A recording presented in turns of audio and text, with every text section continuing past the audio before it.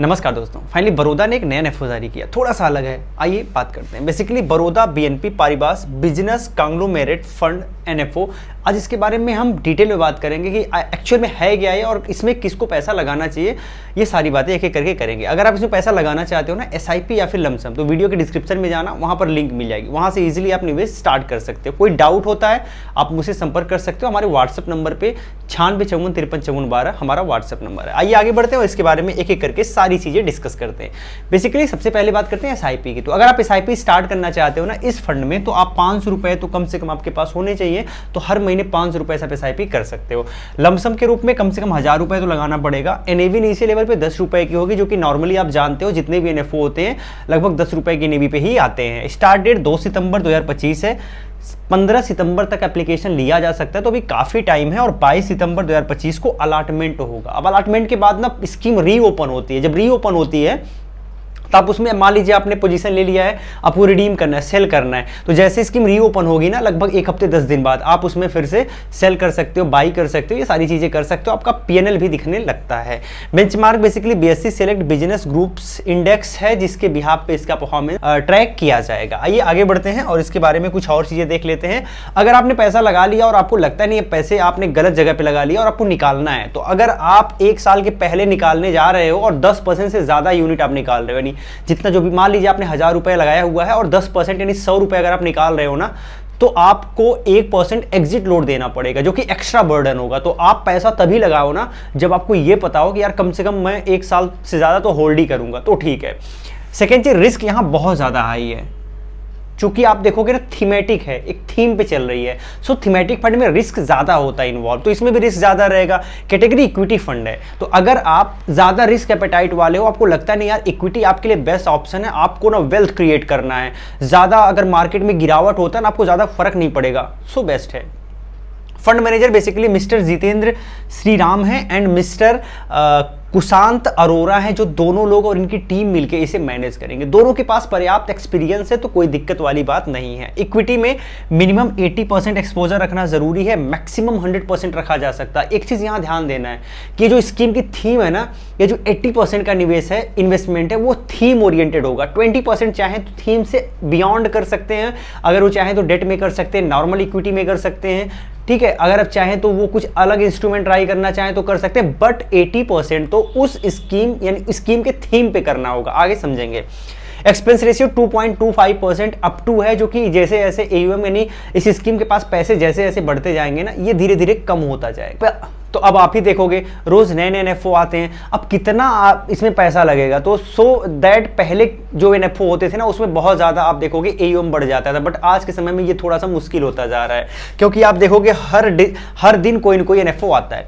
आइए स्कीम के बारे में समझते हैं। बेसिकली स्कीम का थीम क्या है। तो आपने स्टार्टिंग में देखा था कांग्लोमेरेट, इसका मतलब ये होता है ना, ये कंपनी एक ग्रुप को टारगेट करेगी। जैसे अडानी हो गए या फिर अंबानी हो गए, ये अंबानी ग्रुप को टारगेट करेगी या फिर अडानी ग्रुप को टारगेट करेगी। ऐसे ग्रुप जो हो गए, इसमें आप देखोगे इनके जैसे अंबानी का एग्जांपल ले लेते हैं। अंबानी के पास सिर्फ एक कंपनी तो है नहीं, अंबानी मैक्सिमम चीजों में आप देखोगे अंबानी का नाम आ जाएगा। तो मल्टीपल कंपनीज हैं, मल्टीपल कंपनी जो है वो मल्टीपल इंडस्ट्रीज में होती हैं, एक इंडस्ट्रीज में नहीं, अलग अलग इंडस्ट्रीज में होती हैं। तो ये ऐसे ग्रुप को कैच किया जाएगा और इसके जो अलग अलग सेक्टर्स होते हैं, अलग अलग इंडस्ट्रीज में जो इनकी कंपनीज हैं, उनकी कंपनीज में कुछ कंपनियों को भी ट्रैक किया जाएगा, उनमें भी पैसा लगाया जाएगा। अब स्कीम के थीम के हिसाब से अगर बात करें ना, तो ये 4 ग्रुप को पकड़ेंगे, 4 ग्रुप को पकड़ेंगे और 4 ग्रुप के डिफरेंट कंपनीज में पैसा लगाया जाएगा। तो ये बेसिकली इनका थीम है। अब ये जो 4 ग्रुप पकड़ेंगे, तो मान लीजिए ए हो गया, बी हो गया, सी हो गया, डी हो गया, तो जो भी पैसा आएगा 25% ए ग्रुप में रहेगा, 25% बी ग्रुप में रहेगा, 25% सी ग्रुप में रहेगा और 25% डी ग्रुप में रहेगा। अब इन ग्रुप में जो अलग अलग सेक्टर में, अलग अलग इंडस्ट्रीज में जो कंपनियां हैं, स्टॉक हैं, उनमें पैसा लगाया जाएगा, लेकिन वो पैसा 25% से ज्यादा नहीं होगा। तो एक ग्रुप में 25% से ज्यादा पैसा नहीं लगाया जाएगा। ये चीज आपको समझना है। सेकेंड चीज ये है कि ये ज्यादा बेटर क्यों आपको लग रहा है। ये ज्यादा बेटर इसलिए लग रहा है, अगर सिर्फ एक ग्रुप में पैसा लगाया जाता तो हम कह सकते हैं कि यार पोर्टफोलियो आपका डाइवर्सिफाइड नहीं हो पाया, बट यहां पे ना 4 अलग अलग ग्रुप में पैसे लग रहे हैं, तो पोर्टफोलियो भी आपका डाइवर्सिफाइड हो जाएगा, डाइवर्सिफिकेशन पर्याप्त मात्रा में हो जाएगा। सेकेंड चीज आपको यह समझना है, हो सकता है अंबानी ग्रुप में कुछ ऐसे सेक्टर हो जिनमें इनकी कंपनियां अच्छी नहीं कर रही हैं, तो हो सकता है कि ये जो बाकी के 3 ग्रुप हैं इनकी कंपनियां अच्छी कर रही हो, तो इस तरीके से आप देखोगे कि आपके पास थोड़ा सा यहां माइलेज मिल जाता है।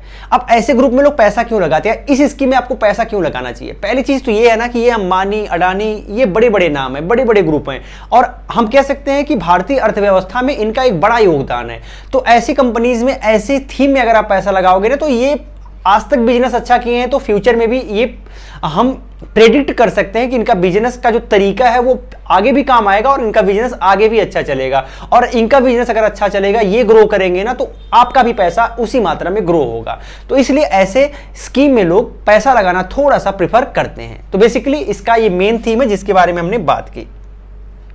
बाकी कुछ प्री डिफाइंड रिस्क हैं, यहां पे पैसिव हटा के आप एक्टिव रिस्क कर लीजिएगा, क्योंकि एक्टिवली मैनेज किया जाएगा फंड मैनेजर के द्वारा। ये कोई इंडेक्स फंड नहीं है, ये बिल्कुल एक्टिव फंड है, तो यहां पे थोड़ा सा एक्सपेंस रेशियो भी ज्यादा है और फंड मैनेजर का काम भी ज्यादा है।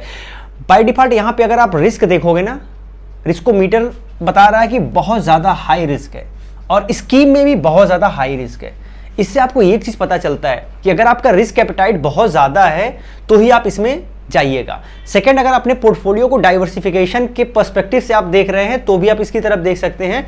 एंड थर्ड, कम से कम 5 साल आपको पैसे लगाना हो, 5 साल से कम लगाना है, तो आप इस स्कीम की तरफ या फिर इस थीम की तरफ जाने से थोड़ा बचिएगा, क्योंकि ये थोड़ा सा रिस्की हो सकता है। ओवरऑल स्कीम बाय डिफॉल्ट मुझे तो ठीक लग रही है, बट आप अपने फाइनेंशियल एडवाइजर से सलाह जरूर ले लीजिएगा इसमें निवेश करने के पहले, क्योंकि यह सिर्फ एजुकेशनल पर्पस की वीडियो है। सिर्फ आपको इस स्कीम के बारे में एक ओवरव्यू देने का हमारा उद्देश्य था। बाकी डिसाइड करना है आपको कि आपके लिए ये सही है या फिर नहीं है, क्योंकि सबका रिस्क एपेटाइट अलग होता है और सबके इन्वेस्टमेंट का तरीका भी अलग होता है। उम्मीद करता हूं वीडियो में आपको बहुत कुछ सीखने को मिला होगा। वीडियो को आप लाइक एंड शेयर जरूर कर सकते हैं, और अगर आपको निवेश करना है तो आप वीडियो के डिस्क्रिप्शन में लिंक पा जाएंगे जहां से इजीली आप कंपनी की वेबसाइट से निवेश कर सकते हैं। साथ ही अगर आपको क्रिप्टो मार्केट में इंटरेस्ट है, रोज मॉर्निंग में 7 बजे मैं लाइव सेशन लेता हूं अपने दूसरे चैनल अलग ट्रेडिंग पे, तो आप यूट्यूब पे सर्च भी कर सकते हो अलग ट्रेडिंग, वहां पे जाके मॉर्निंग में 7 बजे उठ के लाइव सेशन का आनंद ले सकते हो। जय हिंद।